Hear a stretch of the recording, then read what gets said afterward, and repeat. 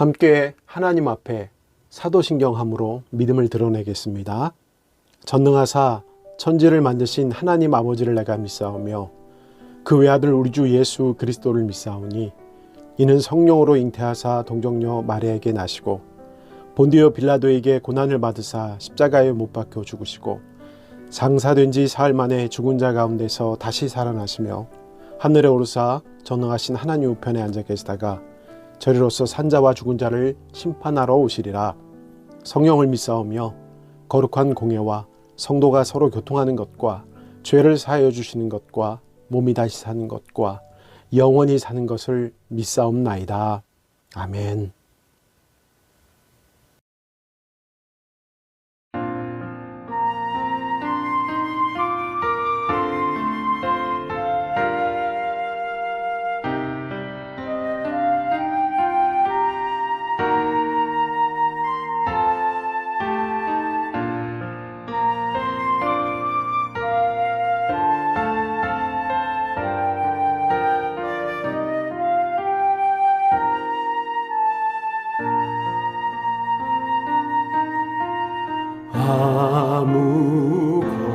아무것도 두려워 말라. 주 나의 하나님이 지켜주시네. 놀라지 마라. 겁내지 마라. 주님 나를 지켜주시네.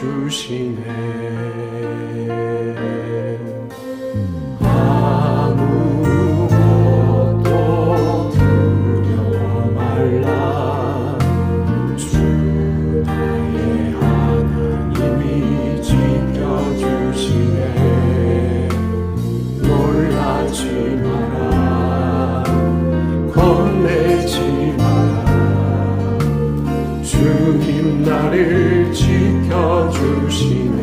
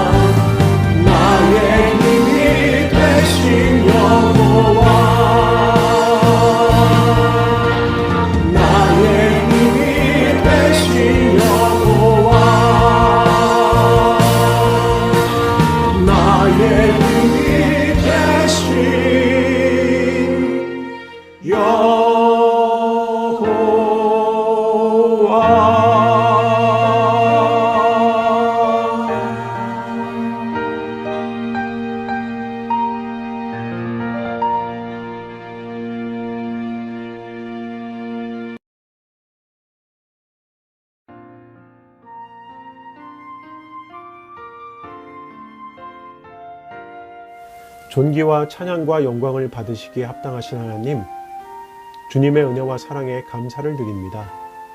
이 시간 다시 한번 하늘의 은총을 기억하면서 예배의 자리에서 주님의 은혜를 구합니다. 삶의 자리에서 신령과 진정으로 예배드리기를 원하오니 기쁨으로 올려드리는 찬송과 기도를 받으시고 큰 은혜로 채우시어 예배하는 모두에게는 감사가 넘치게 하옵소서. 긍휼을 베푸시는 하나님 아버지, 저희 모두 주님 앞에 죄인임을 고백합니다. 연약한 영혼들을 권능으로 회복시켜 주시며 자비롭고 능력 충만한 손으로 붙잡아 주옵소서. 하나님의 사랑 안에 거하면서 광야 같은 세상에서 지켜주심을 체험하는 간증이 있는 그리스도인이 되기를 원합니다. 세파 속에 지쳐가는 삶 가운데 새 희망을 불어넣어 주셔서 감격 잃은 어린 양들이 새 힘을 얻게 하옵소서. 저희에게 새 삶을 허락하시는 예수님, 넘치도록 부어주시는 주님의 은혜를 더욱 사모하게 하시어 연약한 믿음의 지체들 모두 더욱 강하여지게 하옵소서. 더욱 주님과 동행하면서 능력 드러내기를 희망합니다.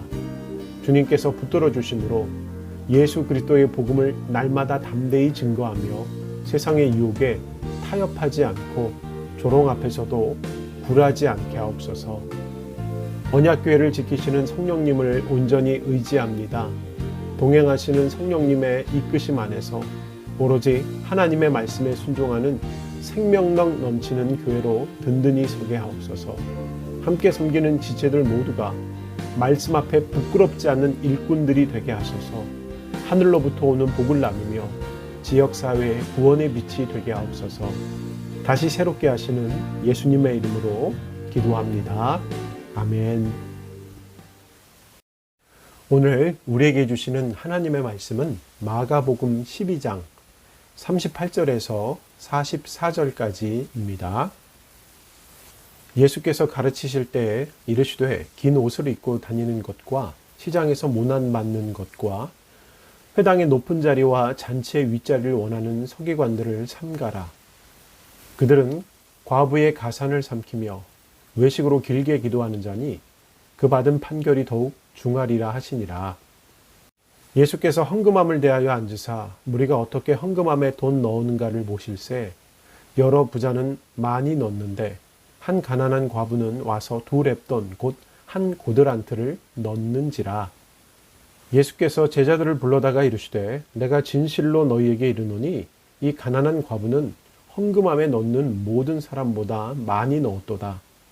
그들은 다 풍족한 중에 넣었거니와 이 과부는 그 가난한 중에서 자기의 모든 소유 곧 생활비 전무를 넣었느니라 하시니라. 아멘.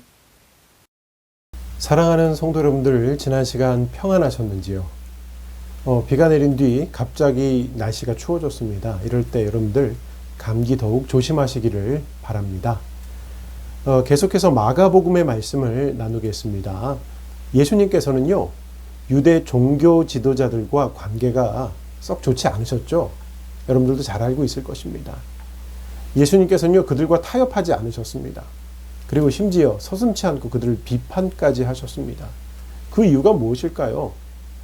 오늘 본문 말씀에서 예수님께서는요, 서기관들이 회칠한 무덤 같은 위선적인 자들이라고 비판하십니다. 그 이유 때문에 예수님께서는 유대 종교 지도자들과는 좋은 관계에 놓이지 못했습니다.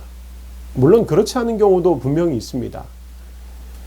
지난 주일은 추수감사주일이었고요. 그 한 주 더 전, 그러니까 2주 전 함께 나눈 말씀에서 한 서기관이 예수님을 찾아와서 질문을 던집니다. 모든 계명 중에 첫째가 무엇입니까? 라고 예수님께 질문을 해요.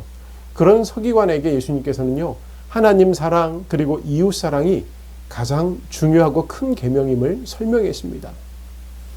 질문을 던졌던 서기관은 예수님의 대답에 맞장구를 치면서 이웃을 자기 자신과 같이 사랑하는 것이 성전에서 드려지는 모든 번제물이나 또 기타 제물보다 나음을 인정했습니다. 그러자 예수님께서는 그를 향하여 내가 하나님의 나라에서 멀지 않도다라고 칭찬해 주셨습니다. 이렇게 칭찬받는 경우는 매우 특이한 경우입니다. 대부분의 유대교 종교 지도자들은요, 예수님의 비판을 받았고 그들은 또 예수님과 그의 무리들을 비판했습니다. 그 위선적인 신앙, 그러니까 예수님께서 비판하셨던 그 위선적인 신앙을 오늘 본문에서 다시 한번 확인할 수 있습니다. 오늘 본문 말씀입니다. 마가복음 12장 38절과 39절 두 절 말씀입니다. 두 절 말씀을 함께 읽겠습니다.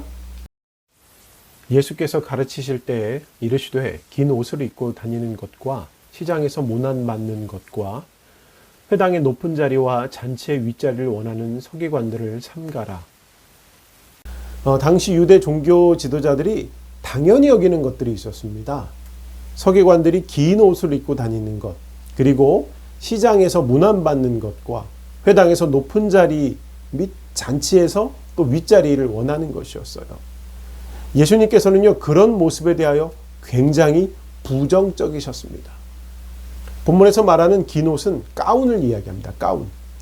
일상복이 아닙니다. 제사나 특정한 절기 때 입는 옷입니다. 지금 한국교회 많은 교회들이요, 예배를 인도할 때 가운을 입습니다.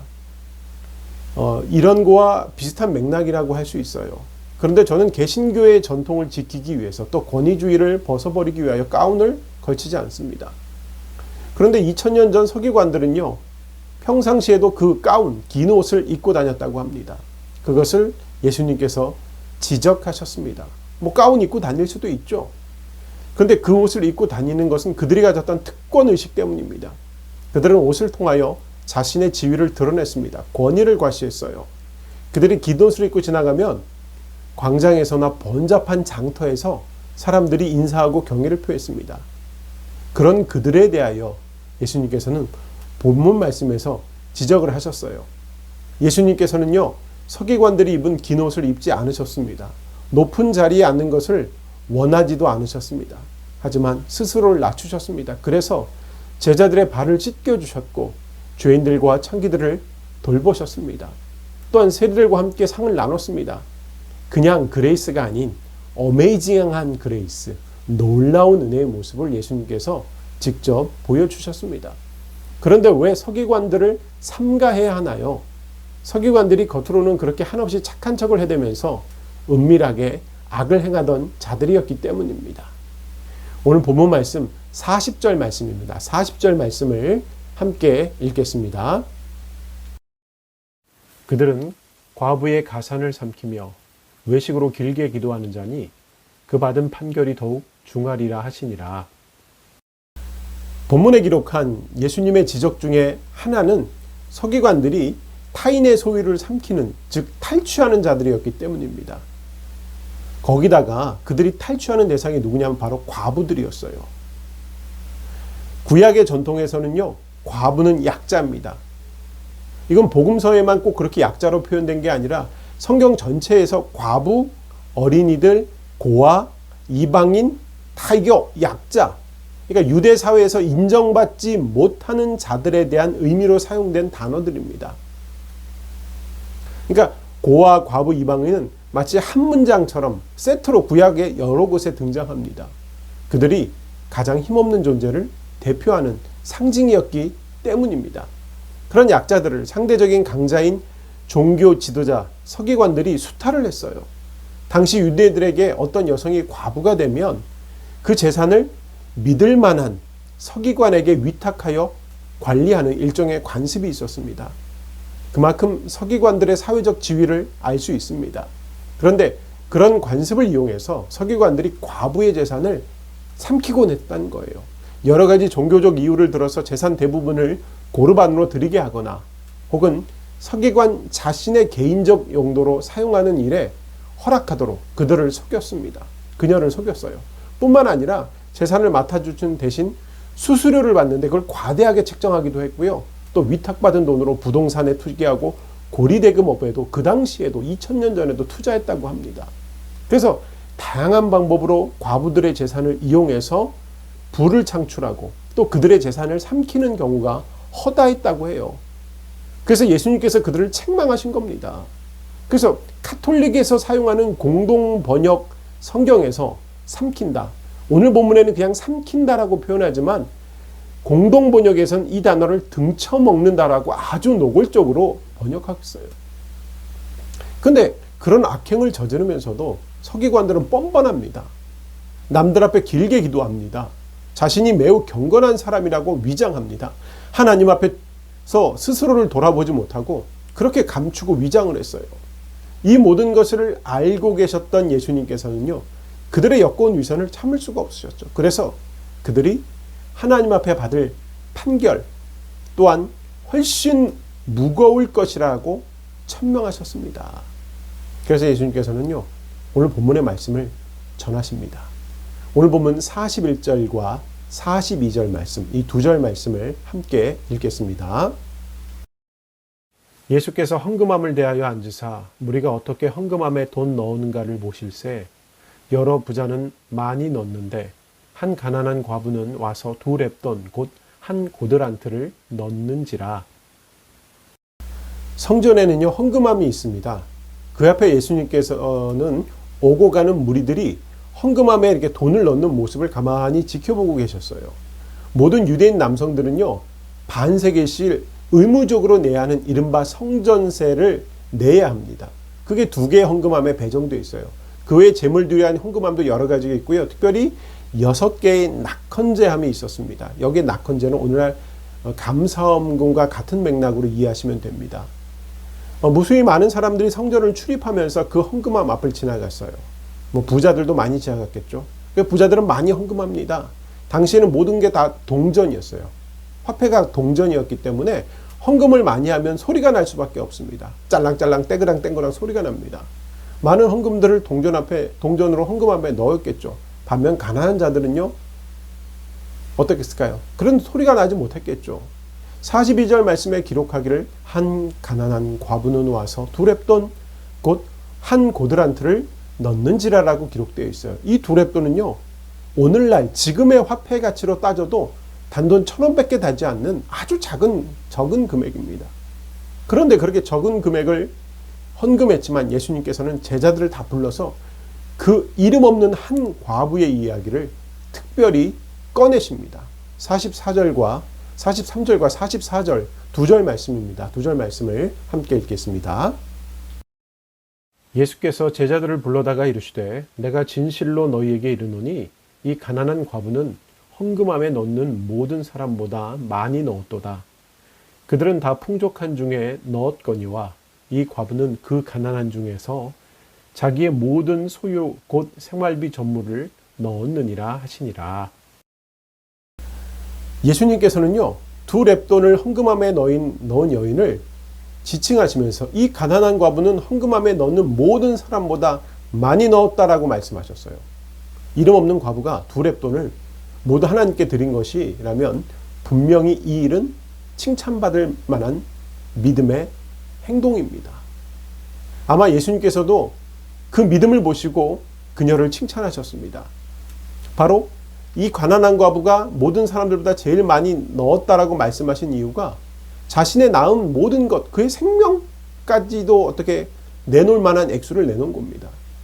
그래서 많은 설교자들이 이 본문을 가지고 이름 없는 과부를 칭찬하죠. 그래서 그의 생활비 전부를 하나님께 드린 일을 예수님께서 극찬하신 일이라고 해석합니다. 그러면서 헌금을 강요합니다. 그래서 많은 목사님들께서 우리도 그녀처럼 비록 가진 것이 적어도 우리의 모든 것을 하나님께 드릴 수 있는 믿음 가지자라고 격려합니다. 특히 예배당 건축 중인 교회 이 말씀 많이 하시죠. 그래서 하늘의 복을 이야기하고 건축 헌금 이렇게 하면 놀라운 축복이 다시 임할 것이다 라고 이야기합니다. 그런데 오늘 예수님의 말씀이 과연 칭찬의 말씀이었을까요?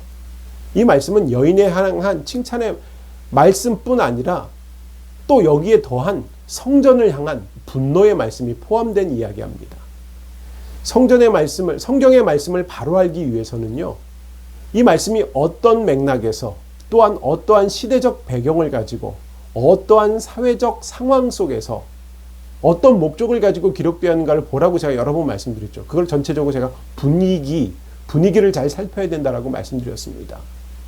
성경의 사회적 분위기를 알지 못하면요, 말씀을 제대로 해석할 수 없기 때문이에요. 2000년 전 사회 분위기가 어땠는지 우리가 알아야 합니다. 그 분위기를 알면요, 오늘 예수님의 칭찬의 말씀이 당시 유대 종교 지도자를 향한 경고임을 느낄 수 있어요.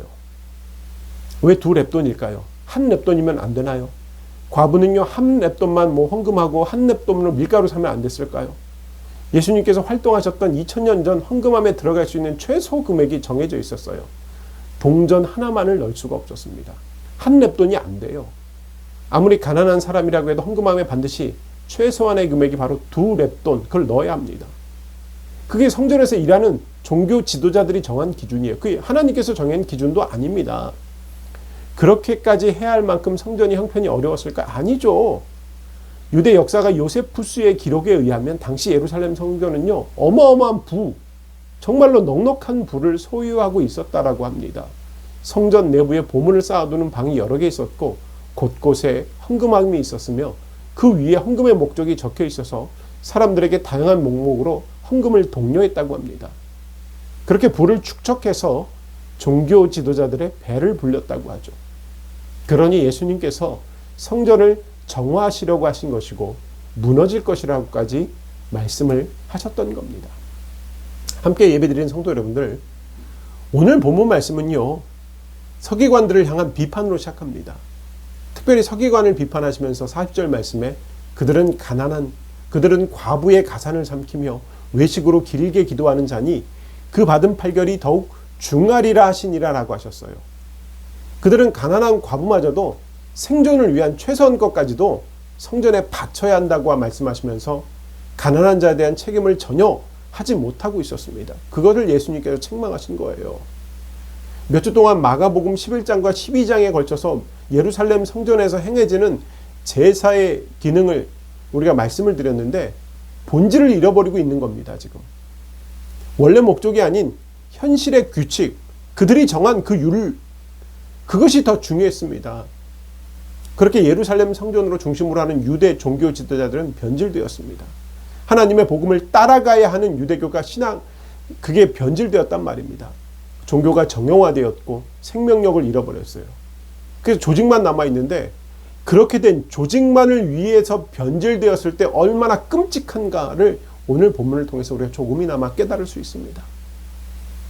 사랑이 없는 율법 적용이 사람들과 하나님을 더욱 가깝게 하는 것이 아니라 가난한 자들에게 어떤 구조학적으로 그들을 더 힘들게 한 대표적인 사례가 오늘 본문 말씀인 두 렙돈 이야기예요. 예수님께서는 이 구조학을 무너뜨리고자 하셨고 넘어서고자 하셨어요. 예수님의 삶과 십자가를 기억할 때 개인의 속죄와 구원만을 생각하기 쉽지만 사실 예수님께서는요, 그 삶을 통하여 그리고 십자가 사건을 통하여 계속해서 유대교 본질을 회복하시고자 하셨습니다. 그래서 유대교 종교 지도자를 비판하신 겁니다. 그렇게 구조적인 악을 해결하고 있어요. 해결하시고자 하셨습니다. 그런데 2000년이 흘렀습니다.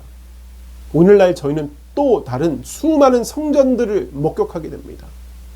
수많은 이름 없는 과부들을 만나게 돼요. 교회를 통하여 착취받는 이들이 생겨남을 눈으로 보게 됩니다. 많은 사람들이 본문에 등장하는 과부를 칭찬하며 그 믿음을 본받으라고 도전합니다. 그렇게 교회는 또 착취합니다. 그것이 하나님을 향한 사랑이요 믿음이라고 포장을 하죠. 그리고 얘기하죠. 하나님께서 채워주시고 하나님께서 복을 주실 거라고. 그 외식으로 길게 기도합니다. 예수님께서 바로 그런 악행이 벌어졌던 성전의 멸망을 얘기하셨고 실제로 성전이 무너져 버리고 맙니다. 근데 지금도 아직도 많은 사람들이 이 성전의 이름을 빌려서 예배당을 건축합니다. 건축하면서 과부에 표현되는 가난한 자의 주머니를 털어가고 있고 그래서 가정이 파탄이 생기는 경우도 많이 보게 됩니다. 그리고 종교 지도자들, 이 땅의 종교 지도자들, 특히 교회 목사들 긴 옷 입고 다니는 것처럼 자신의 권위를 복장에서 나타내라고 하고 번잡박군에서 문안받기를 즐기고 높은 자리 탐내고 식당 가서 상석 앉으려고 하고 그러고 앉아 있습니다. 예수님께서 비판하셨던 서기관들을 향하여 비판하셨던 행동을 지금 목회자들이 다시 반복하고 있습니다. 2000년 전 성전은 하나님의 임재와 긍휼이 아니라 하나님을 향한 신앙을 빙자하여 연약한 이들을 짓누르는 숨막힌 곳이 되었습니다. 그걸 반복하지 말아야 됩니다. 목사뿐만 아니라 직분을 가진 자들도 이런 행동을 반복하지 말아야 합니다. 오늘날 주님의 몸된 교회는 2000년 전 예루살렘 성전의 잘못된 모습을 따라가면 안 됩니다. 강도의 소굴이 성전이 되어버리면 안 됩니다. 오늘날 교회는 서기관들의 소굴이, 장사하는 자들이 가득한 곳이 돼서는 안 됩니다. 어려운 이웃을 품어주고 지역을 섬기고 소외받는 이들을 환대하며 그들의 눈물을 닦아주는 곳이 되어야 합니다. 하지만 정말 부끄럽죠. 가난한 자들의 고요를 빨아서 자신의 끝없는 욕망을 채우는 교회들, 수백 수천의 재산을 착복하고 권력에 세습하고 교권을 쥐락펴락하고 있고, 돈이면 이단의 문제까지도, 잘못된 모습까지도 다 포용되는, 그래서 시사 프로그램의 주된 메뉴가 교회가 되었고, 기독교라 부르지 않고 개독교라고 불리는 상황이 되었습니다. 그 결과로 전도지를 들고 사람을 만나고 봉사하면서 이웃에게 복음을 전한다고 나가지만 교회에 다가오는 사람이 너무나 없는 것이 현실이 되었습니다. 이런 모습 우리 모두 함께 회개해야 합니다. 사랑하는 성도 여러분들, 저와 여러분들은 연약하죠. 그래서 화려한 유혹에 쉽게 넘어갑니다. 물질 앞에 약해집니다. 그런 유혹이 저와 여러분 앞에 놓여져 있어요. 그렇기에 세상의 눈에 보이지 않는 하나님 나라가 잘 안 보이기 때문에 외면당하기 쉽습니다. 그럼에도 불구하고 저희들 신뢰해야 됩니다. 하나님 나라를 인정하고 하나님의 살아계심을 인정하고 하나님이 나와 함께 하심을 인정해야 합니다. 그래서 세상 가치가 아닌 하나님 나라의 가치를 늘 붙들어야 합니다. 하나님을 경외하는 삶을 살아야 합니다. 그 나라가 비록 희미하게 보이나, 나 스스로 세상 속에 너무나 작고 힘드나, 미약하고 무력하나 그렇게 느껴질 수 있습니다. 그리고 세상 사람들이 알아주지도 않아요. 그렇지만 저와 여러분 하나님의 나라의 그 위대한 승리와 비할 수 없는 영광을 믿고 기다려야 합니다. 조롱하는 소리가 들리더라도 인정하고 나가야 합니다. 세상 유혹 앞에서도 주님의 순결한 신부가 되어야 합니다. 그것이 믿고 기다리는 겁니다. 그냥 기다리는 것이 아니라 맡겨주신 사명 기억하면서 감당하면서 기다려야 합니다. 하나님을 사랑하고 이웃을 사랑하라는 말씀을 기억하고 믿어야 합니다. 그리고 이웃에 대한 교회 책임을 다하면서 기다려야 합니다. 그렇게 하나님을 경외하면서 살아가는 저와 여러분들이 되길 원합니다. 그럴 때 하나님의 임재가, 하나님의 나라가 이 땅에 분명히 나타나게 될 것을 저는 믿습니다. 오늘 예배하는 여러분 모두는 주님의 말씀을 가슴으로 기억하면서 맡겨주신 사명에 충성하면서 주님 다시 오심을 기다리시기를 주님의 이름으로 축원합니다. 이 시간 함께 기도하겠습니다. 하나님, 감사합니다. 저희를 주님의 자녀 삼아주시고 인도하여 주시니 감사합니다. 하나님의 백성으로 살아가기는 저희를 되게 하여 주옵소서. 하나님만을 온전히 신뢰하는 저희들 되게 하여 주옵소서. 하나님 나라를 바라보는 믿음을 가지게 하여 주시고 하나님의 영광을 기억하는 지체들 되게 하여 주시옵소서.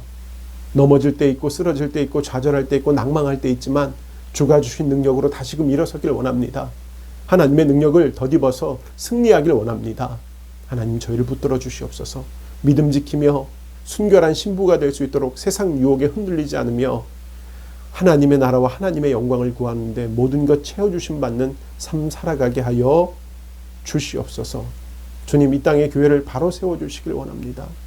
주가 주신 능력이 임하고 있지만 저희들 연약하고 부족합니다. 하나님, 맡겨진 삶의 자리에서 충성하지만 저희들 나약합니다. 하나님 힘 주시옵소서. 하나님의 권능이 임재하여 주옵소서. 교회를 새롭게 하여 주시어서 저희 모두가 하나님의 영광을 보며 기뻐 뛰며 찬양할 수 있게 하여 주시옵소서. 하나님, 날씨가 점점 추워지고 있습니다. 날씨 속에 믿음의 성도들 건강을 지켜주시기를 원합니다. 또한 물질을 지켜주시기를 원합니다. 자녀를 책임져 주시기를 원합니다. 이 모든 것을 더하신 하나님의 은혜가 저희 삶 가운데 임할 것을 믿습니다. 하나님 역사해 주시고 지켜보아여 주시옵소서. 하나님, 위드 코로나 시대입니다. 코로나와 더불어 살아가는 이 시대에 하나님의 지켜주심이 온 세상에 드러날 수 있도록 하나님 역사하시고 붙들어 주시옵소서. 이제는 우리 주 예수 그리스도의 은혜와 하나님 아버지의 원하신 사랑과 성령님의 교통하심이 지금 머리 숙인 하나님의 귀한 백성들 위해, 저들의 삶의 자리 위에 지금부터 영원히 함께 하시기를 간절히 축원하옵나이다. 아멘.